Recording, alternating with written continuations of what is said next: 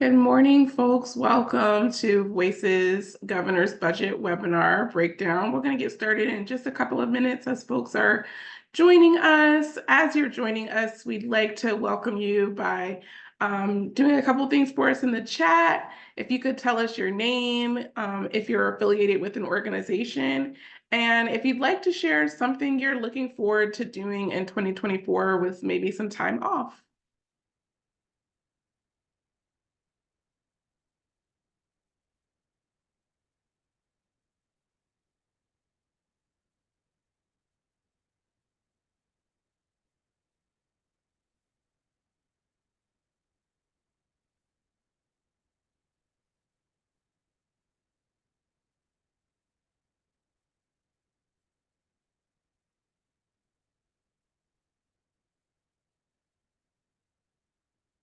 I know some folks are just joining us, so we're just giving it a couple of minutes for folks to come on into our webinar today, but we're just asking if you're willing to just let us know you're here with your name, an organization if you are affiliated with one, and if you'd like to share something you're looking forward to doing in 2024 with some time off. Someone's looking forward to summer camping. Oh, someone is going to the Grand Canyon. That is definitely on my bucket list of things that I want to do at some, probably not this year, but at some point I want to go to the Grand Canyon. I'm jealous of Ashley, who's going to Amsterdam. Ooh, that is, I've only had a layover in Amsterdam. Even that was pretty cool. I'm going to get us started here in just another minute. Welcome to folks who just joined our webinar. You are in the right place if you're looking for the Voices Budget Breakdown webinar. We're just welcoming folks in the chat. You're welcome to share your name if you're affiliated with any organization and if you're looking forward to doing anything with some time off this year. Yeah, I'm definitely going to read more books this year as well. I'm seeing some folks in the chat saying that. I already have. I'm gonna make a promise to myself that I'm not buying any more books until I read what's on my bookshelf.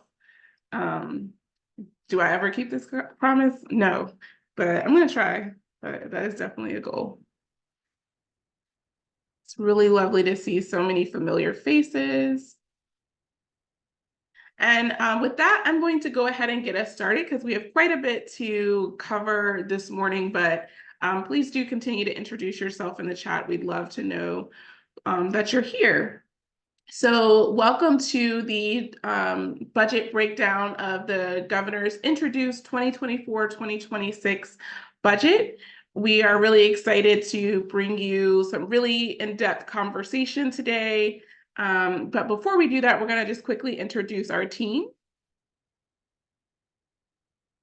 And just a little bit about Voices for folks who might not know, but we have a new mission and vision that we have recently revised. Our vision is to envision a Virginia in which our systems center young people, ensuring their ability to realize their brightest potential and realize their brightest potential is no longer predictable by race, socioeconomic status, or geography. We updated this a few months ago. And our updated mission or refreshed vision is we champion public policies and legislation that achieve positive and equitable outcomes for young people. And we're going to introduce ourselves and what we cover as our team. I'm the Senior Director of Policy and Programs here at Voices. I've been here for 7 years. I use she, her, hers pronouns, and I cover our child welfare and early care and education work. Hey, y'all. I apologize for my raspy voice. Bear with me today. Emily Moore, I use she, her pronouns, and I am the Senior Policy Analyst here at Voices, covering our health equity and our economic security work. Thanks for being here with us. Good morning. My name is Cat Atkinson. I use she, her pronouns. I am the most recent addition to the team, although some of you may have seen me around as I interned with Voices in the past. I am our policy analyst covering youth mental health just all the spectrums of what that looks like. Hey everyone, so happy to see so many familiar folks here. My name is Kristin Lennox. I use the pronouns she, her, and we, and I'm the Director of Engagement over at Voices. So that means I help overlook all of the advocacy and engagement opportunities, including our incredible Virginia's Youth in Action program. Awesome. And just a couple of technical things for while we're having our webinar today. As we go throughout this presentation, we would ask that you type your questions into the chat, and we're going to answer all of them at the end, just so we make sure we have enough time to cover all the content today. If you need some captions, there are next to the end button, there's a more with 3 little dots in front of it, and you can click on captions and you'll be able to see closed captioning as we are talking. All right, and then just some quick important timeline around the 2024 General Assembly session. Session starts on Wednesday, January 10th. This is a long year, so it's a 60-day session. Crossover will be on February 13th. Crossover means that's when each chamber in the House and the Senate must complete all work for their bills, and they swap legislation to the other chamber. The last day to act on budget bills is February 28th, and the General Assembly is scheduled to adjourn on March 9th.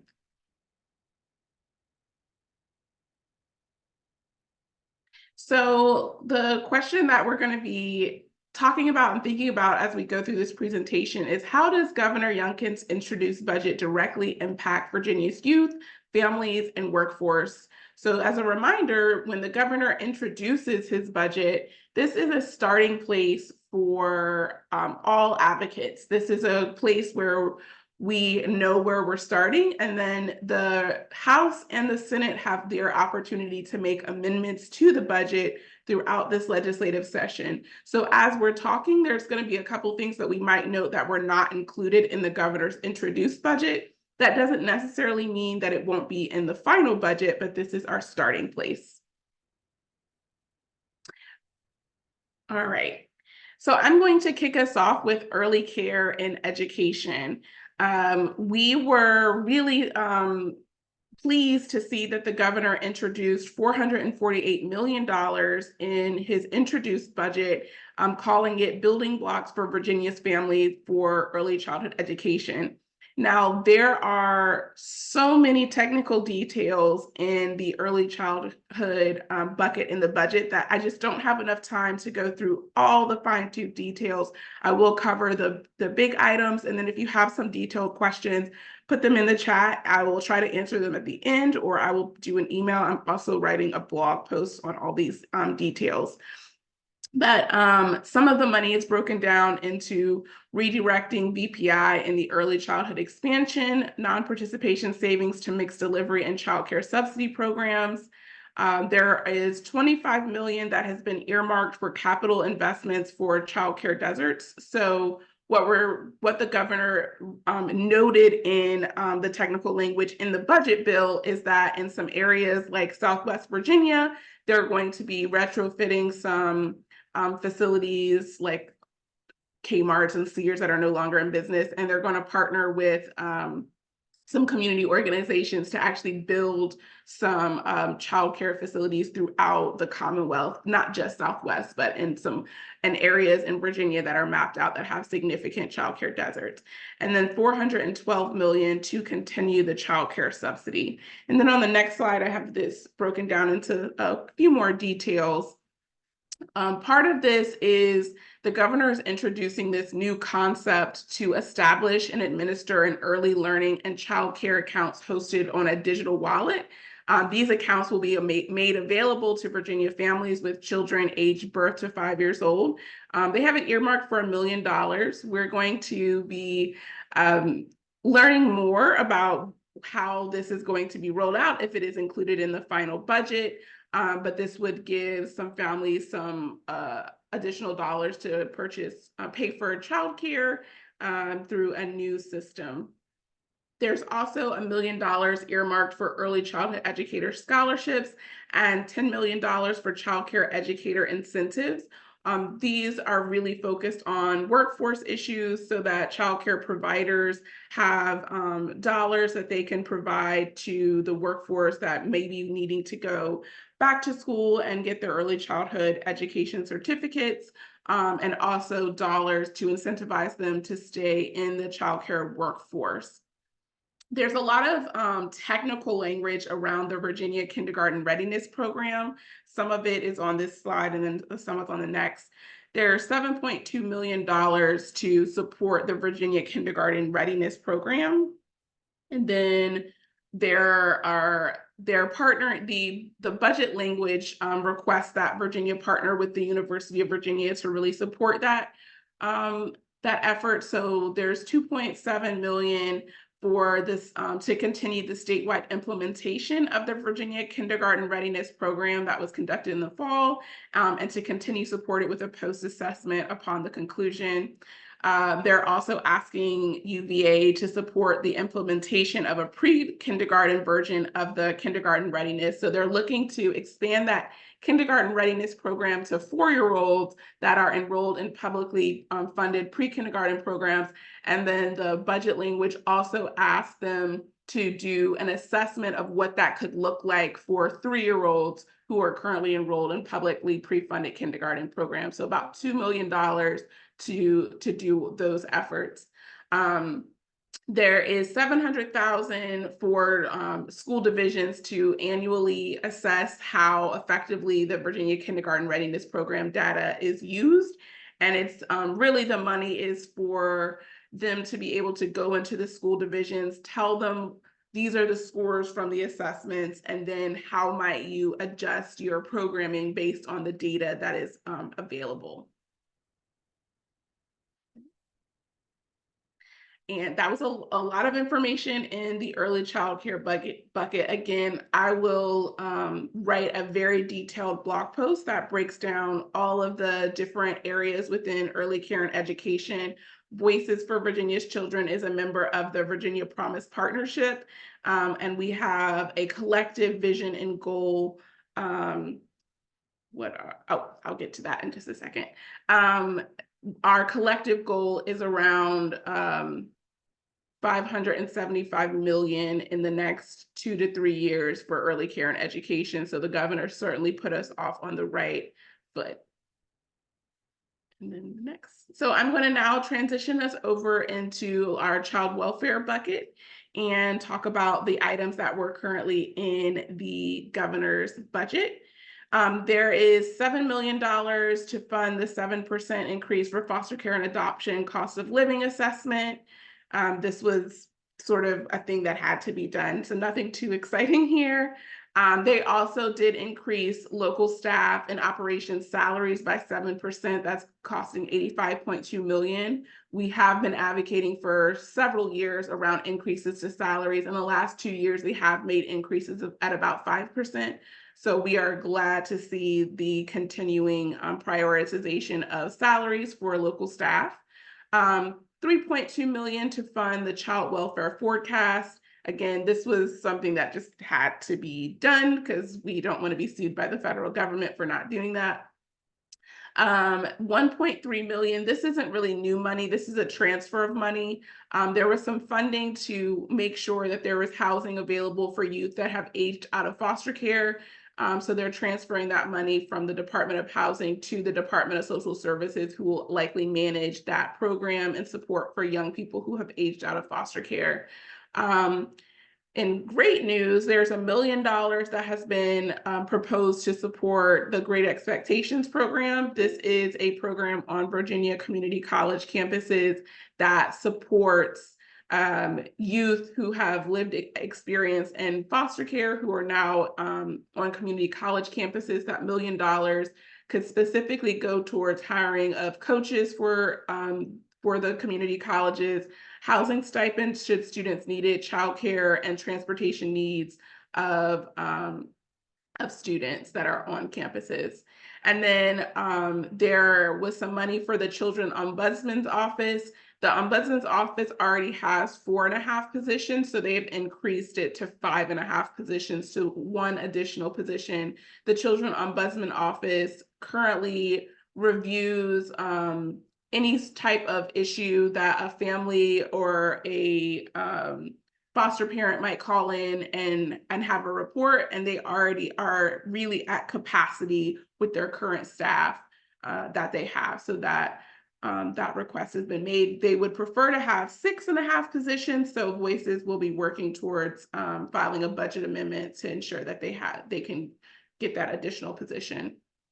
In the area of kinship care, we were really pleased to see that the governor put in $16 million to sustain relative maintenance payment and fund kinship and alternative living arrangements. If you have been following the kinship care area for a while, you might know that there was already some money that was going towards relative maintenance payments, but that money actually ran out. So this isn't necessarily a new concept. It's more so putting in money so that this program becomes sustainable, and we can support kinship folks who are raising their relative children.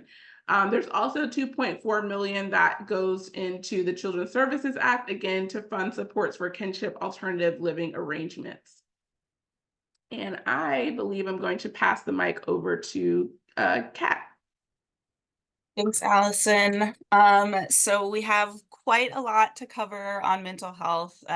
We at Voices decided to kind of break it down into 3 big sections. So we've got our school-based mental health. We're going to talk about crisis, and then a little bit on the mental health workforce side. So again, if you have any questions, please feel free to put it in the chat and we will get to it at the end. But just in an effort to roll through all of these pieces that we're going to have to get through here. So on the school-based mental health side, we are seeing some increased funding on the integration pilot through DBHDS.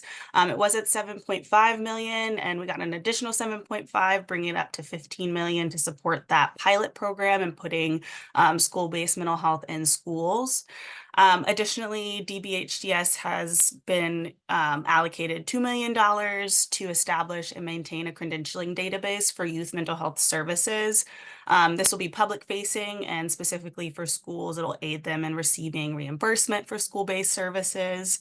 They will be contracting a vendor, and we recognize this could be challenging and time consuming to develop that database.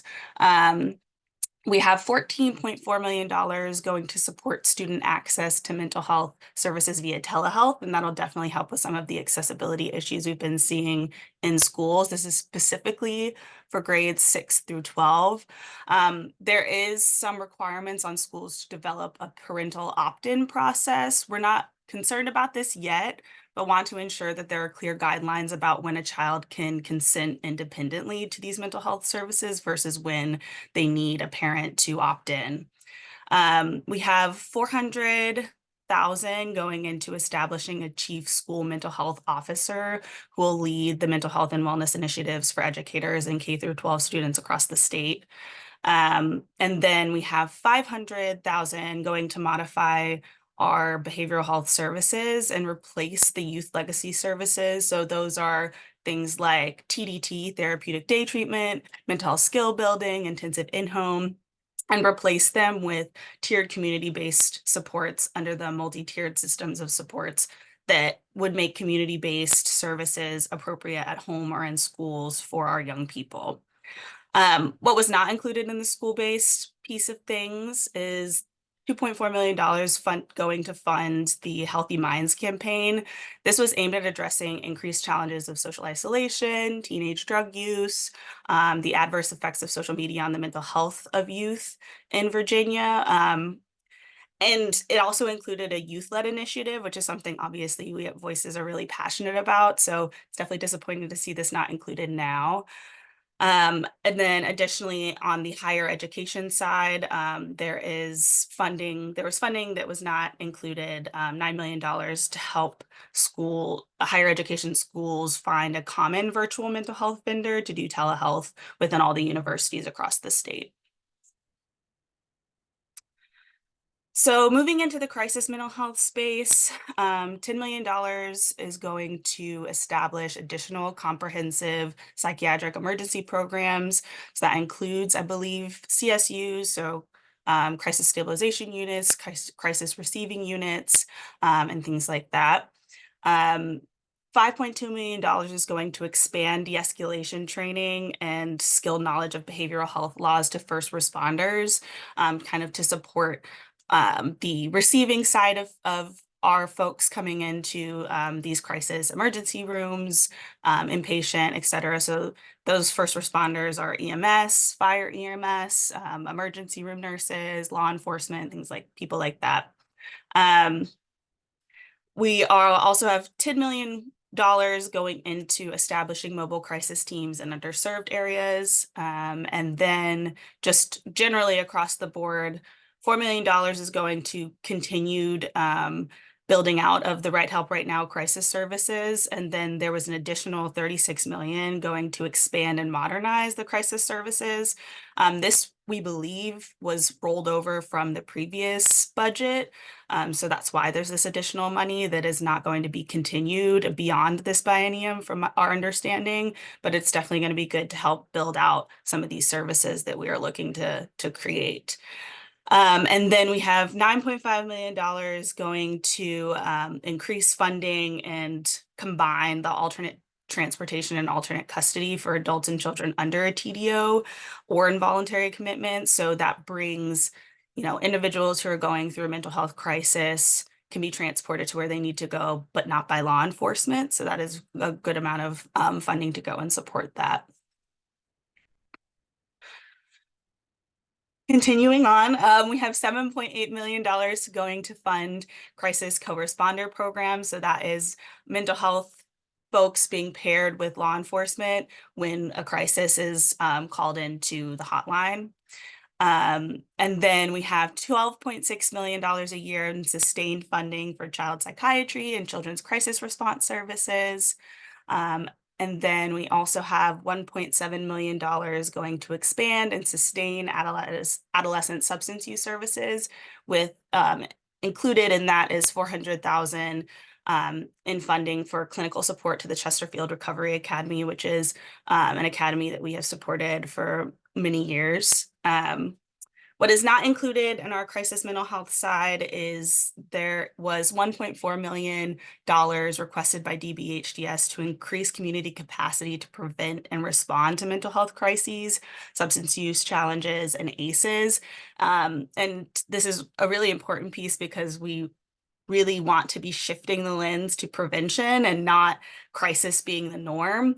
So this would have been a really great addition to some of the crisis work that we've been seeing so far. And then an important language only piece that wasn't included was bed restructuring at the state facilities, specifically the CCCA, which is our only child inpatient state facility. And it is noted that this conversation is being had with the Behavioral Health Commission and then JLARC, and a lot of our partners and us are working on how can we create a better system for our young people who need inpatient services. So again, that was a lot on crisis. Please, if you have any questions, go ahead and add them into the chat and we will get to them at the end of this session.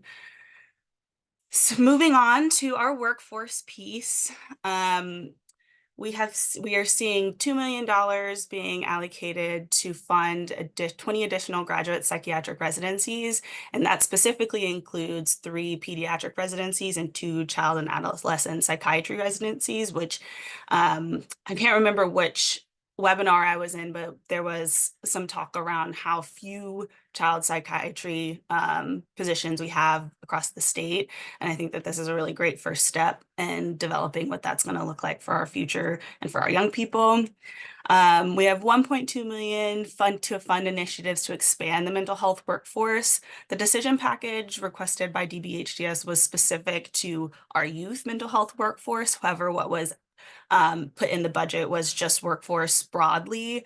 And I do think that specific language to having a youth mental health workforce is important. We have $1.5 million going to establish clinical training sites at mental health treatment centers. And so those sites would be for medical residents, nurses, licensed mental health professionals, nurse practitioners, folks like that.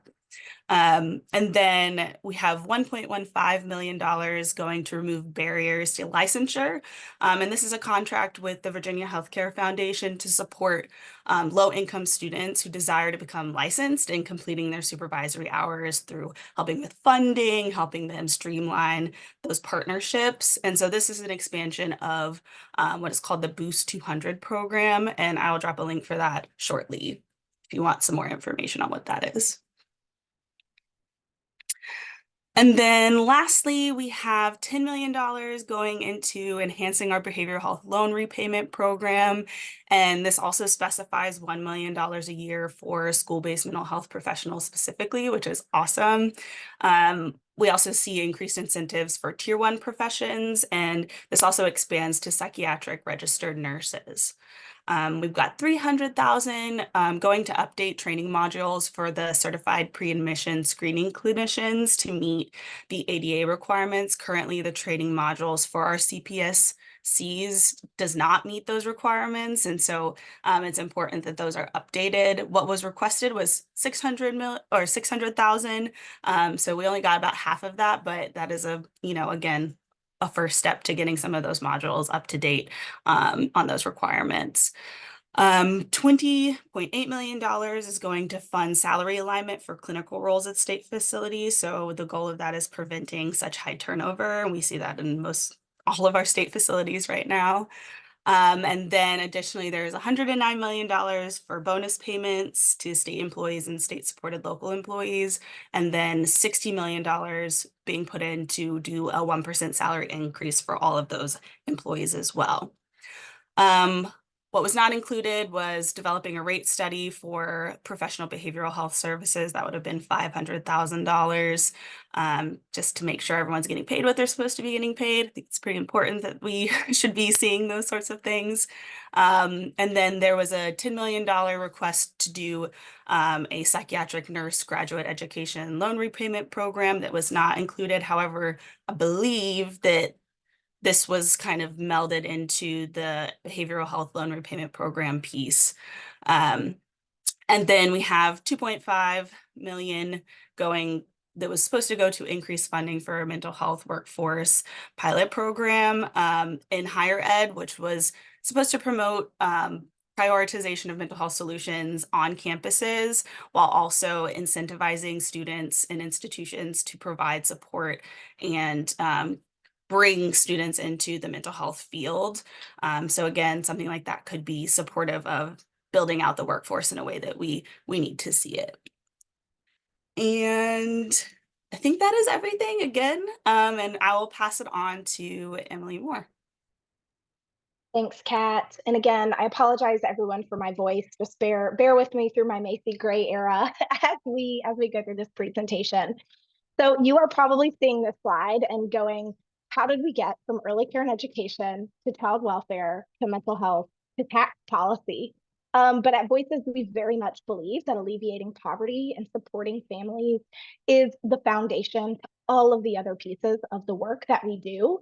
And so some of this is really technical tax policy stuff that I'm going to try to break down into the easiest terms that I can, but knowing that I would probably need a full webinar in and of itself to talk through some of these details. So Governor Youngkin is proposing to cut personal income taxes by 12% across all tax brackets. You can see right here what that would look like. It reduces our personal income tax from 2% to 1.75% for our lowest tax bracket, and 5.75 to 5.1% for our highest tax bracket. Virginia has what we call an upside down tax code, meaning that the wealthiest earners pay the least amount of taxes as a share of their income. And we'll drop a link in the chat to the Institute on Taxation and Economic Policy. They have a map called Who Pays, and then you can look at it state by state and really see which earners are paying, what share of their income in taxes. If you're not familiar with Virginia's income tax bracket, this does a really great job of breaking it down for you. anybody that makes over $17,001 in Virginia is taxed at the same rate. So at $17,001, that amount of income is taxed the same as someone making $2 million in income. So very much upside down, meaning that our lowest earners are really bearing the brunt of paying more share of their income in taxes. This tax policy really does further that gap. And in addition to how it impacts us as individuals, what it also does is it reduces our tax revenue in the state by $1.1 billion in fiscal year 25 and an additional $2.3 billion in fiscal year 26. And that's really important. We know that paying taxes is sometimes the bane of our existence, but it pays for our programs and supports like education and healthcare and childcare and all of these services that we've been discussing during this webinar, showing you that this revenue needs to come into our state general fund in order to be able to pay for those supports and services. So this is directly impacting individuals with lower incomes more than it is impacting wealthier individuals, and it's impacting our state revenue and how we can pay for and fund our supports and services. The other piece of the tax proposal is increasing sales tax. So the thought behind it is if we reduce income tax and then we increase sales tax, then we can start to make up a little bit of the difference. But what we know about sales tax is that it is regressive. And so a flat income tax paired with a regressive sales tax really furthers this upside down tax system. Again, directly impacting families that have lower incomes because they spend a larger portion of their income on those essentials. They go to Walmart and they pay, we have a problem with inflation right now. They're paying more for paper towels and toilet paper and diapers and things that they need for their household. And when we increase that sales tax by almost 1%, it's going to directly impact families more. There's a really great news article that our partners over at the Commonwealth Institute are featured in this morning that really breaks down what this can look like on an individual basis, and for specific earners, what this means, for them. And what they show is that 2/3 of the benefit of these tax proposals benefit the income tax filers with top 20% of incomes. And then 20% of the benefit will go towards folks that are in the top 1%. So when we think about bringing families out of poverty and we think about the tax policies that impact how our money flows through our budgets and our pockets, but also through our state revenue, this tax policy does not go as far as it should to support our folks that are working really hard and still not being able to make their ends meet. Something that is along the lines of supporting our lowest income earners, but misses the mark just a little bit, is expanding the non-refundable earned income tax credit to 25% of the federal credit.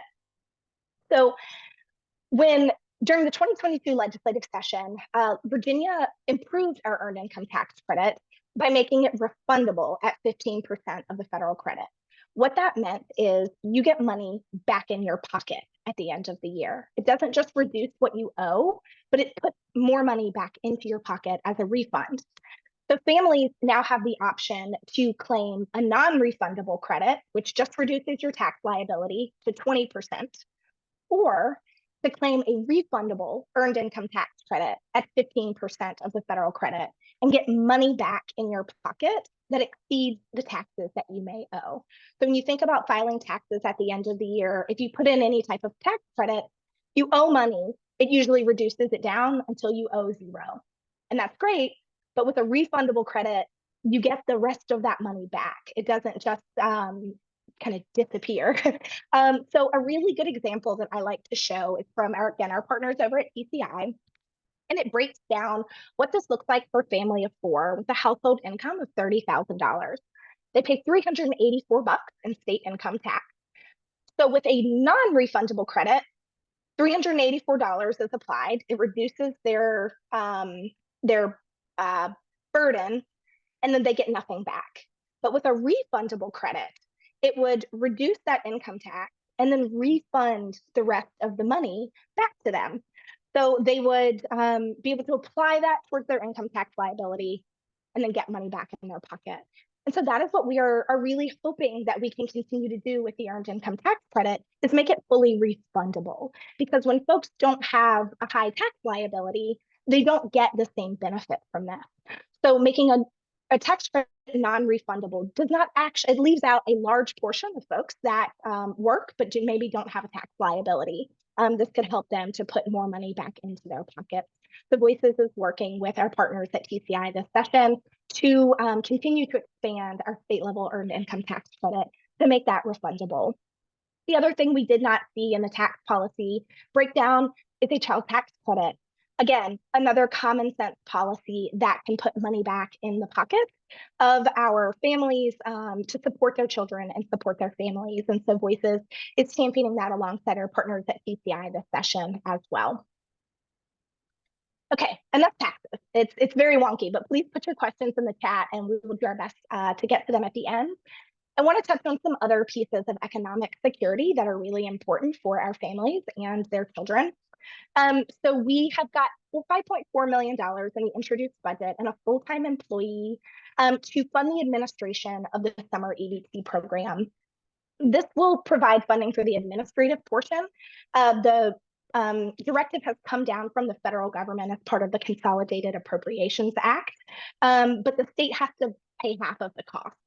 So this allows the summer EBT program to become permanent, and families will receive $40 per month in federally funded grocery benefits on their SNAP card to be able to purchase food for school-age children in their home who are eligible for free or reduced price school meals.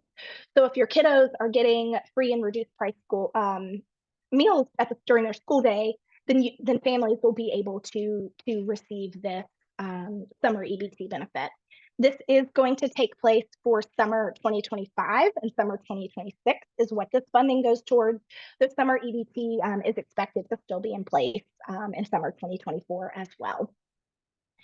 And then funding to address the TANF grant shortfall. Increases to our TANF standards of assistance over the last several years and increasing expenditures to programs that are funded through TANF dollars has resulted in a situation where our TANF block grant dollars are actually going to become fully obligated in fiscal year 25. And we're expected to have about a $56.9 million deficit in TANF funding in fiscal year 25 if we don't supplement that with some general fund dollars and kind of move some things around in the way that we've been funding things through TANF. So what this budget allocation does is it moves dollars around, basically. It corrects the TANF block grant shortfall in 2025 and then a structural shortfall in 2026. It takes funding for early impact and moves it to the general fund. It takes funding for employment and training grants and moves it to the general fund. There's some corresponding budget packages as well through the Department of Health that look at funding Families Forward and Resource Mothers or home visiting programs to fund them a little bit differently than the current funding structure through the TANF block grant. Same with the TANF dollars that go towards long-acting reversible contraceptives and other contraceptives. And then it also moves a couple of other specific programs that are in Hampton and other parts of our state and removes kind of money that hasn't been used there. And then the one piece that I don't have the answers to, but would love to put a plug in here if folks do have information on, is it completely removes funding for the two-family whole generation program that was developed. It was a pilot program. I don't know much about it, but I am now curious as to how this program was working and if it's actually something that funding should be removed for, or if we should find another way to fund that.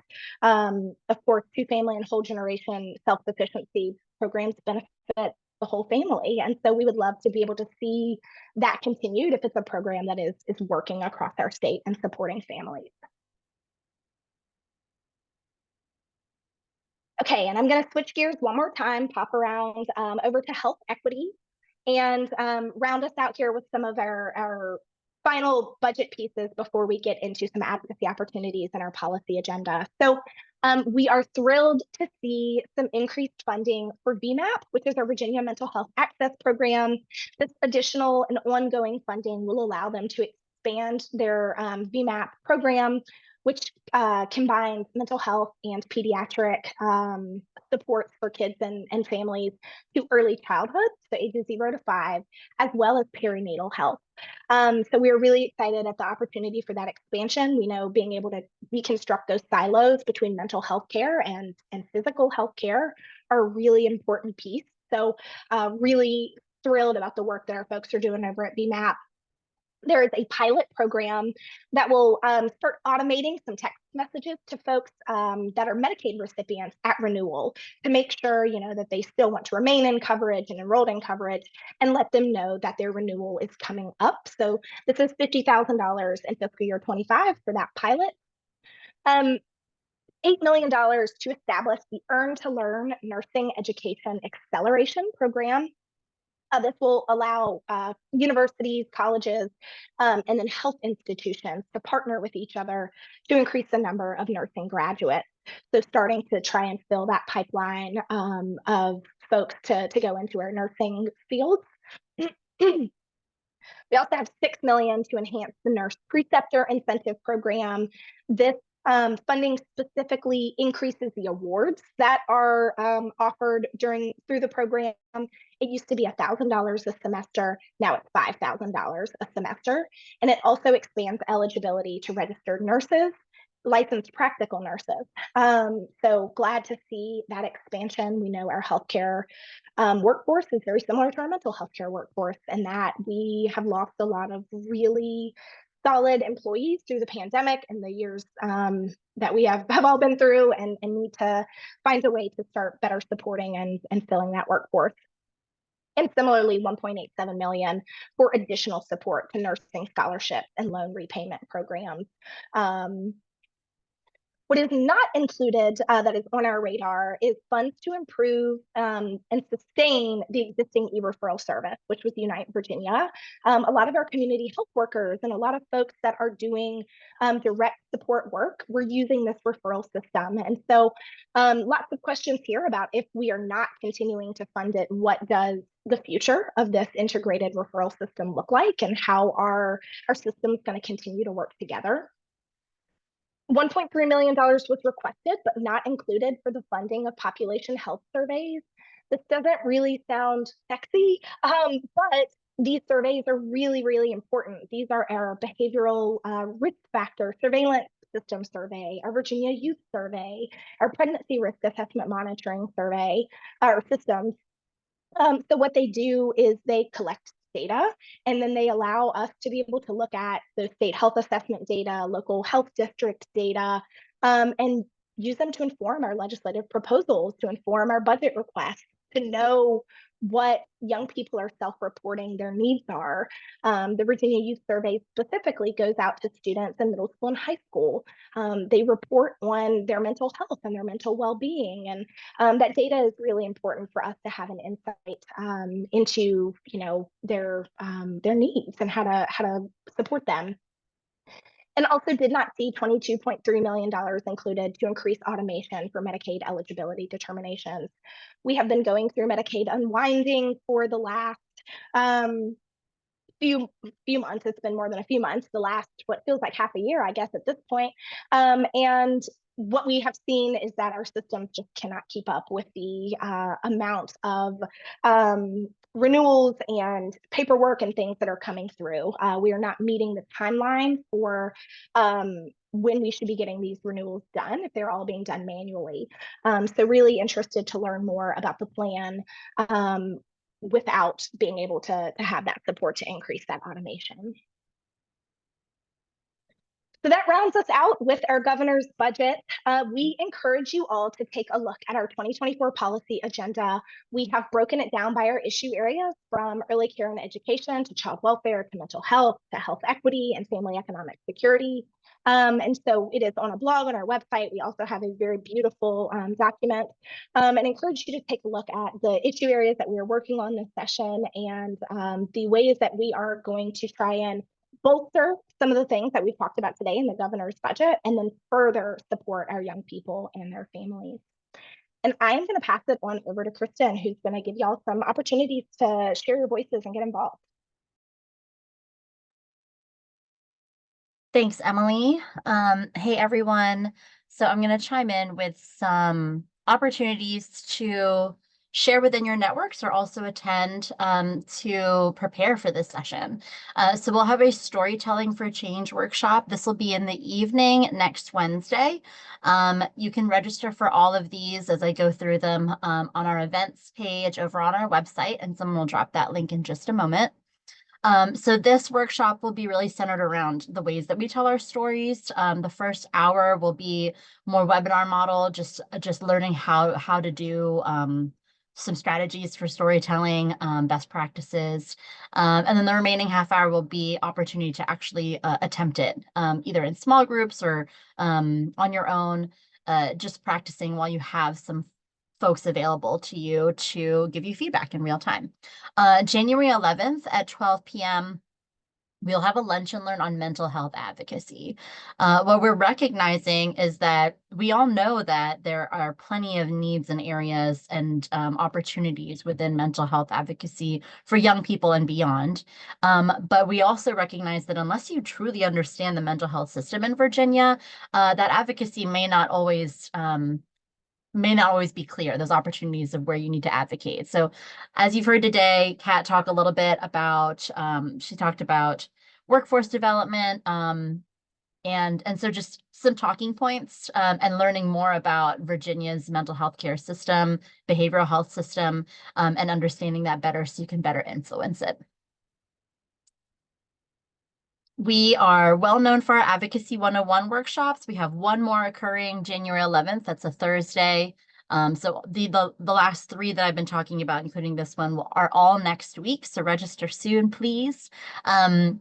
These workshops are great for just the basics of Virginia legislative process, where to influence, how, and how to prepare.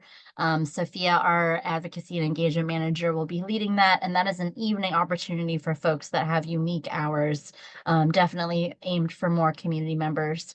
And then February 1st, we have digital advocacy. As those big major advocacy days start to wind down and as folks start to prepare for crossover, we do recognize there's still opportunity for action alerts, writing emails, doing some education within your communities and your spheres of influence. So this workshop is all targeted around ways to influence policy change from the comfort of your home or your phone. So that'll be February 1st. That one is at 3:30. And again, you can register for all of these things at our events page, which Kat kindly dropped for you in the chat there. As for advocacy opportunities, we have Healing for the Healers. This is our second iteration of an advocacy day alongside Child Savers, a mental health and child development services agency nonprofit over in the East End of Richmond. Shout out Alex, who I know is on the call. So that is an advocacy day for youth mental health and the healers that support them. And we recognize healers as many different things. They are clinicians, they are providers, they are community leaders, they are barbers, they are educators, they are parents. There are so many people that do the work of healing for our young people. And we all together are in a similar mission of expanding the workforce, understanding how we address youth mental health crises, and expanding school-based mental health. You can learn more about Healing for the Healers on our website, and you can also learn our priorities for the day and how to register. That day will include transportation, training, a hybrid training opportunity in the evening beforehand, so that on the 22nd, that'll be hosted over at Child Savers. Alex and I have been chatting through how to make all of these opportunities really accessible. And so we're really eager to welcome all the advocates who want to influence youth mental health in Virginia. There will be another mental health advocacy day. So we've got a double header that week. The next day is hosted in conjunction with NAMI Virginia, Vocal Virginia, and the Mental Health America and of Virginia associations. This is probably more broad, and so addressing mental health and all the spectrums of it with regards to recovery, developmental disability, all sorts of other areas. Whereas the other mental health day that I mentioned, January 23rd, that we're doing with Child Savers is really just for, thank you to my pointer, is really just for youth mental health and focusing there. So Mental Health Advocacy Day will be a little bit more broad. There are in-person and virtual opportunities. Voices will be hosting the virtual opportunity, which means if you are not local to Central Virginia or Richmond, or if traveling is not within your capacity or ability, there will be a virtual component. Spots are filling up fast for both of these. There's about a 30 to 35 cap on both of these. So please register soon, and you will hear from organizers in probably the next week or by the end of this week if you've already registered. We have some amazing partners that we're supporting with their advocacy days as well. Fund Our Schools Coalition is coming back with a lobby day and their very popular rally this year. It is on President's Day. We want to be able to encourage as many educators, administrators in schools, and students to be able to attend so that they can be part of the change that they seek in funding our schools. You can find all of their priorities. I believe we've linked them on our website under events also. But if anyone is interested in that, feel welcome to connect with me. I've dropped my email a couple of times and you'll see it again at the end. We also look to Equality Virginia as leaders in advocacy for LGBTQ plus young people and adults and community members. They have several lobby days. They're always impeccably organized and well prepped for. So they'll have 5 days of influence, including their very popular Valentine's drop on February 12th. So we encourage you to connect with Equality Virginia. They have a bit.ly link that you can see there, EV Lobby 2024. Some other advocacy days that we are supporting this year: Community Health Worker Awareness and Education Day, that's on January 18th. Virginia Promise Partnership Advocacy Day, that'll be on January 25th. School Meals for All Advocacy Day on the 30th, and then Foster Care Advocacy Day on the 31st. As you can see, there is a lot of energy, enthusiasm, and excitement for getting back in person in this gorgeous, stunning new General Assembly building. So there are ample opportunities to get involved or to send folks that you know are interested in telling their stories to advocacy days. So feel free to get in touch with us if you've got any questions or are looking for points of contact for some of our partner days, and we'd be happy to connect you. With that, I'm going to wrap us up. We thank you so much for attending and joining us today, and for prioritizing young people in Virginia through advocacy and policy. What I'm going to do now is I'm going to bring back some of the questions that we have heard that have dropped through the chat. And then I will take off the mute setting and folks will have the ability to chime in with questions after I go through those. So some first ones that I have for you, Allison, are: what are VVC's top 3 bills for the session? That's the first one. I think that was from Tidy, most likely. I think we get this question every single year: what are Voice's top 3 priorities across our policy agenda? That's always a very difficult question to answer. I think each of us can maybe point to one thing that is a big priority. I'll say for me, because a lot of the early childhood stuff is sort of set in motion in the early childhood. So while it's a big priority, it's not the same kind of effort that we'll be putting in a different way. But I think in the child welfare realm, we are really prioritizing the kinship prevention bill. This will be our third, I've lost count, either third or fourth legislative session introducing this legislation, but it's really trying to put some concrete system supports in place for kinship families. It's being carried by Senator Favola and Delegate-elect Carlson. So that is one of our big priorities in that area. Emily, Kat, if you want to share just one quick priority for each of your areas. Sure, I'll jump in. For economic security, child tax credit, and for health equity, Cover All Kids, so that all of our young people, regardless of immigration status, have access to healthcare coverage. For For us, I think in the mental health space, I think that the school-based mental health work is probably the biggest thing this session, and focusing on how we can get school-based mental health services integrated into all schools and provide that access to all young people across the state, no matter what community they live in, no matter their income, no matter their situations. And to sum up that question, I also want to add, sometimes there are things that you're thinking like, how is this not a priority? We as an organization are really thoughtful in knowing if something is a huge priority to another organization, we can be their #1 supporter and help get that bill to the finish line. And we know what we are really prioritizing and leading. So we are going to be working in coalition on all of the items on our policy agenda. And I'll pass that back to you, Kristin. I was today years old when I realized people are using VVC as an acronym for us. So thank you, Tiny, and for cluing me in. I just call us voices.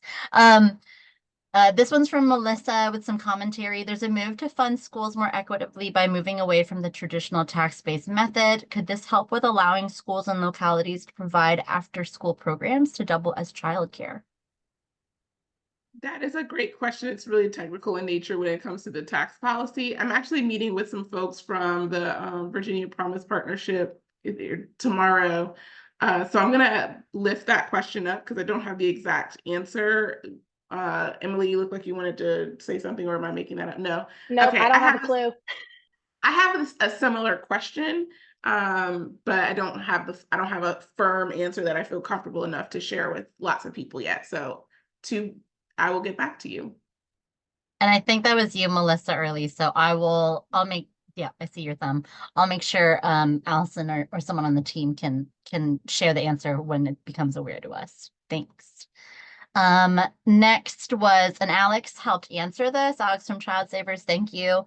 For you, Kat, the $500,000 for behavioral services through DMAS, is that for a rate study? And then Alex helped to answer that it's a service redesign. New services have to be budget neutral. And then he included some budget language that I'm going to copy paste, but I'll let you chime in if you'd like, Kat, or anyone. Yeah, I'm not as confident in being able to answer this. So I would pass it to Emily Moore if she's willing to help out. I think that Alex really summed up what we needed to say, so I do appreciate that. Yeah, I don't really have anything else to add. Thanks, Alex. I think that there's going to be a lot of discussion around this specific budget amendment because there's a lot of words there and yet very vague at the same time. So stay tuned for what this actually looks in practice. And I copy pasted, thank you, Emily, thank you, Kat. I copy pasted some of what you wrote, what you shared, Alex, and then for some reason Zoom is silencing me. It won't let me share as long of a message as you shared, which is so weird because you shared it in one message. But anyways, I shared the beginning of it so folks may be able to Google it if they'd like.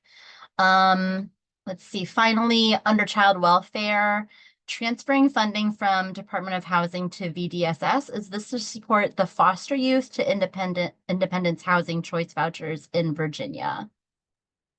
The budget language doesn't say that specifically, but I am making a educated guess that that is what the department is going to be using some of those dollars to do. This was a bill that Delegate Tata did last legislative session, that money went into the housing trust. And I think they're moving it over to BDSS for that exact reason. Like they already have some structures in place that they can fund those dollars through. Thanks, Allison. Those were all the questions that came up in the chat. Thanks, folks, for chiming in with those and for folks that helped to answer. And in general, thanks for the commentary and discussion. I have now just made it so folks can unmute themselves if there's some lingering questions and curiosities. Hey everybody, Tayi Mallory, Virginia NAACP. Happy New Year. Thank you to Voices for Virginia's Children for doing this briefing. And I asked that top 3 question because it's kind of like the question that all of our groups get. And so as we're pulling together our legislative agenda, I want to make sure that I'm incorporating each of you all's focuses as well. So thank you for that. We had also flagged the kinship prevention bill as well. And so NAACP will be including that in our list of bills that we're going to be presenting to our members here very soon. So just thank you all. And the VVC thing, that's just what I call you. I don't know what everybody else does, but so thank y'all for doing that. I love appreciate it. that. I love it. Thank you. One more time, I'm dropping my email in the chat, or I tried to. Oh, I didn't.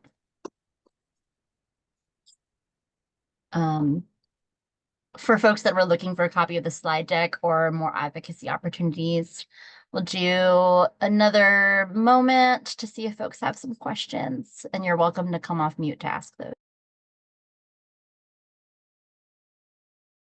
I see someone trying to talk, but I don't think you're unmuted. I don't know, Karen, are you trying to talk to us? Oh, she's not. Okay, I'm gonna go back on mute and.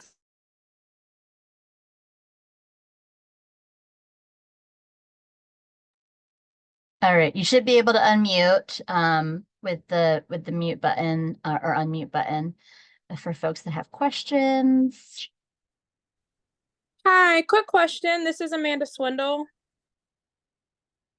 Hey, Amanda. For the Mental Health Advocacy Day on the 22nd, is there a meetup point in the morning or is it at the General Assembly building? The NAMI Virginia, the NAMI Vocal MHA one, Amanda? Oh, yeah, sorry. I'm No, it's getting okay. There's confused, two. I think, with who's There's many. hosting. Yeah, there's many. They should be communicating soon. Those communications should come from NAMI or Vocal. But if you don't hear anything soon, my email's in the chat there. Just let me know and I'll direct you to who can help. Sounds good. Thank you. Yeah, thanks, Amanda. All right, folks, we're 1 minute past. It looks like questions have been answered or they're still brewing. So all our information, contact information is on the website. That's where you can find us for just any other things that we can support with. We're eager for this session. We know that there's going to be a lot of opportunities, and we're really, really grateful to have partnerships with folks like you all and all of your support. So thanks so much, and onward to a great and prosperous session for all of us. Thanks. Bye, everybody.